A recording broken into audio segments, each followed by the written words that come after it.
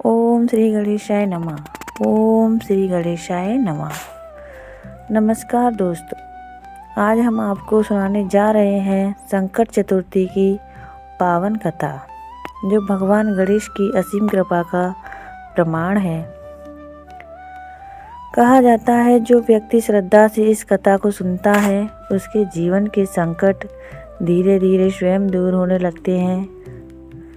आइए हम कथा प्रारंभ करते हैं। बहुत समय पहले की बात है। एक नगर में एक गरीब ब्राह्मण परिवार रहता था। घर में न धन था, न अन्न था और न ही सुख शांति। दिन रात परिश्रम करने के बाद भी दरिद्रता उसका पीछा नहीं छोड़ती थी। पत्नी चिंतित रहती थी, बच्चे भूखे सो जाते और ब्राह्मण मन ही मन अपने भाग्य को खोजता रहता। एक रात थका हारा ब्राह्मण भूखे पेट सो गया।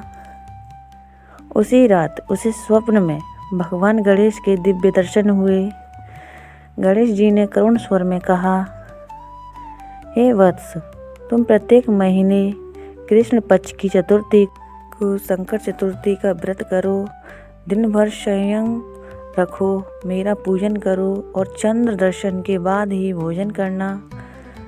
मैं तुम्हारे सभी संकट हर लूँगा। व्रत का पालन अगली सुबह ब्राह्मण की आँख खुली तो मन में एक नई आशा थी। उसने अपनी पत्नी को सारा स्वप्न बताया। दोनों ने निश्चित किया, अब से हम संकट चतुर्थी का व्रत नियम और श्रद्धा से करेंगे। पहले ही चतुर्थी को उन्होंने स्नान किया, गणेश जी की पूजा की और दिन भर उपवास रखा। शाम को चंद्रमा के दर्शन किए, फिर व्रत खोला।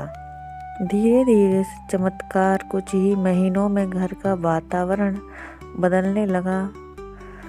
जहाँ पहले भूख और चिंता थी, वहाँ अब शांति और संतोष आने लगा।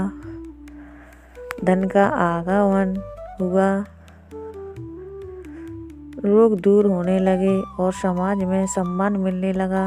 ब्राह्मण समझ गया, यह सब भगवान गणेश की कृपा है। राजा की दूसरी कथा इसी प्रकार। एक समय एक राजा भयंकर संकट में फंस गया। राज्य चला गया, अपमान मिला और राजा जंगलों में भटकने लगा। वहाँ एक साधु ने कहा, राजन, यदि संकट से मुक्ति चाहते हो तो संकष्टी चतुर्थी का व्रत करो। राजा ने श्रद्धा से व्रत करना प्रारंभ किया। कुछ समय बाद राजा को अपना राज्य और सम्मान दोनों वापस मिल गए।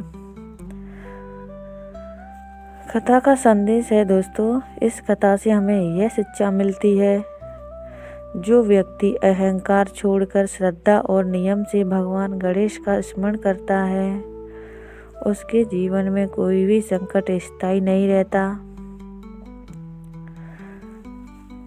हे विघ्नहर्ता गणेश, हमारे जीवन के सभी दुख, कष्ट और बाधाएं दूर करें।